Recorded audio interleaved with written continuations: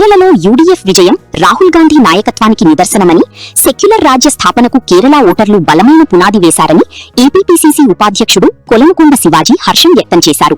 ఈ సందర్భంగా కేసీ వేణుగోపాల్, రమేష్ చెన్నితాలా వంటి అగ్రనేతలకు అభినందనలు తెలిపిన ఆయన వచ్చే ఎన్నికల్లో దేశవ్యాప్తంగా కాంగ్రెస్ అధికారంలోకి రావడం ఖాయమని ధీమా వ్యక్తం చేశారు. తెలంగాణ, కర్ణాటకల తరహాలోని ఆంధ్రప్రదేశ్లో కూడా కాంగ్రెస్ పార్టీ త్వరలోనే పూర్వవైభవాన్ని సంతరించుకుంటుందని శివాజీ ఈ సందర్భంగా స్పష్టం చేశారు.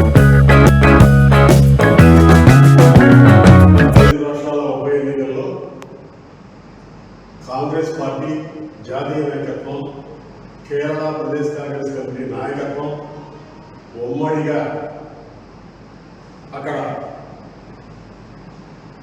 ఎల్డీఎఫ్ని, బీజేపీని ఓడించి రికార్డు సృష్టించి అధికారంలోకి రావడం చాలా గొప్ప విషయం. ఈ సందర్భంగా రాహుల్ గాంధీ గారు, ఖర్గే గారు, ఆ రాష్ట్ర నాయకత్వం సుధాకర్ గారు, చెన్నితల గారు, కేసీ వేణుగోపాల్ గారికి అభినందనలు, శుభాకాంక్షలు, ధన్యవాదాలు తెలియజేస్తా ఉన్నాను. ప్రజలంటే ప్రజలురా, కేరళ ప్రజలురా. ఎన్నికల ఫలితాలకు ముందు, ఎన్నికల ఓటింగ్ సరళికి ముందు పెద్ద ఎత్తున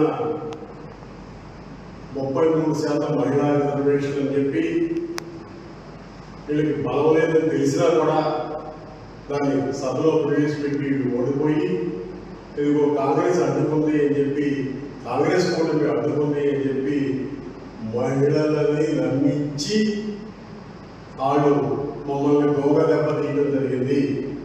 ఇది కేవలం మోడీ చేస్తున్న కుట్ర ఎన్నికల ఫలితాలే నిదర్శనము.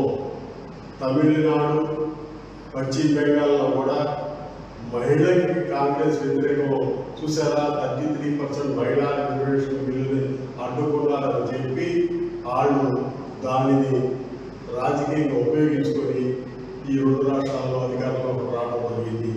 ఏదేమైనా రాహుల్ గాంధీ గారు కాంగ్రెస్ పార్టీ నాయకత్వంలో మోడీ యొక్క నిరంకుశ మతతత్వ ప్రజా వ్యతిరేక విధానాన్ని కాంగ్రెస్ పార్టీ అడ్డుకుంటుందని, భారతదేశంలో రాజ్యాంగ విలువల్ని, ప్రజాస్వామ్యాన్ని, సెక్యులరిజాన్ని కాపాడాలని చెప్పి మరి ఒక్కసారి కేరళ ప్రజానికానికి ధన్యవాదాలు, జేజేలు పలుకుతా ఉన్నాం. ఆంధ్రప్రదేశ్ కాంగ్రెస్ నుంచి కొలనుకొండ శివాజీ, విజయవాడ.